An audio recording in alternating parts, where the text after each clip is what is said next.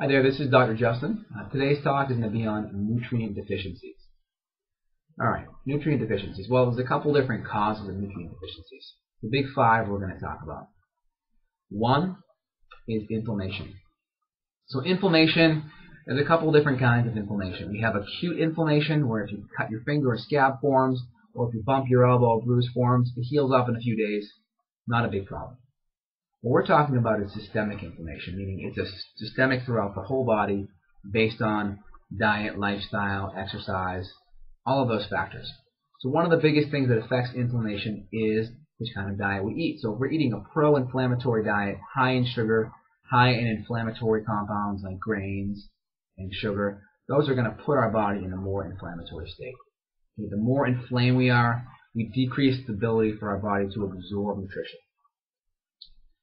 We have little finger-like projections called microvilli in our small intestine. Think of these finger-like projections like a vacuum cleaner. Its job is to suck up nutrition. And the more inflamed we are systemically, think of that vacuum cleaner, each finger being a vacuum cleaner, each one gets clogged. So you see we have less and less and less and less vacuum cleaners until we have none, until our vacuum cleaner is essentially fully clogged. We cannot absorb nutrition as effectively.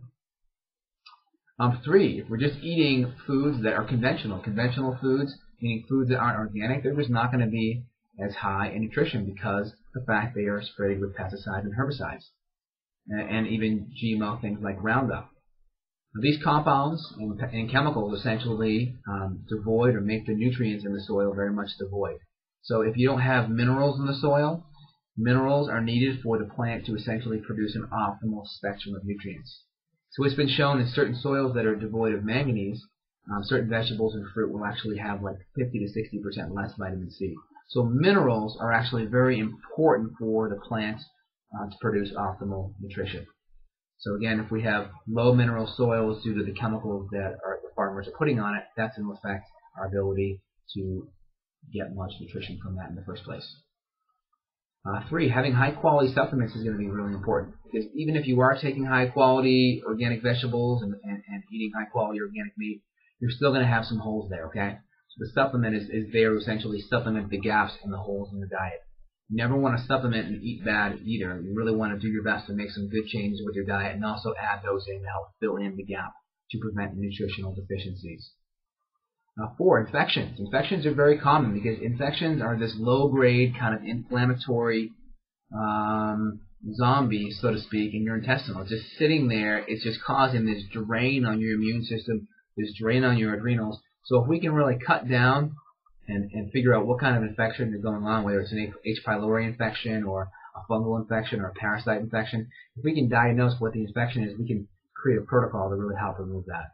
So really eating a high-quality organic diet, really avoiding inflammatory foods is going to be very helpful, using the high-quality supplement, and then also really getting rid of any infection we have. Those are the big 4. And the last one, the number 5 thing, are medications. Medications are common and are known to cause nutritional deficiencies. There are actually textbooks on nutritional deficiencies caused by medications.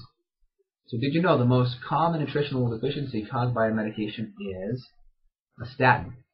These statin medications, which control cholesterol being produced by the liver, they actually decrease the production of a nutrient called CoQ10. I'll grab one right here. So CoQ10 is actually really important because the heart needs CoQ10 to actually beat each time. So if we're having heart issues, congestive heart failure, atrial fibrillation, blood pressure issues, we really want to make sure our heart has all the nutrients it needs. 2, CoQ10 is also really important for muscle production. So one of the most common symptoms you see on a statin is rhabdomyolysis, or you see it in the fact of muscle pain or extra muscle soreness. So very, very common things. Also in diabetics taking metformin or glucophage, these medications cause nutrient deficiencies like B12 anemias.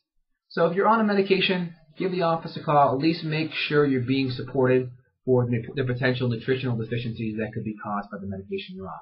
And if you really want to address the underlying cause of your condition or why the medications are prescribed, let us know and we'll do our best to help you. Thanks. Have a great day.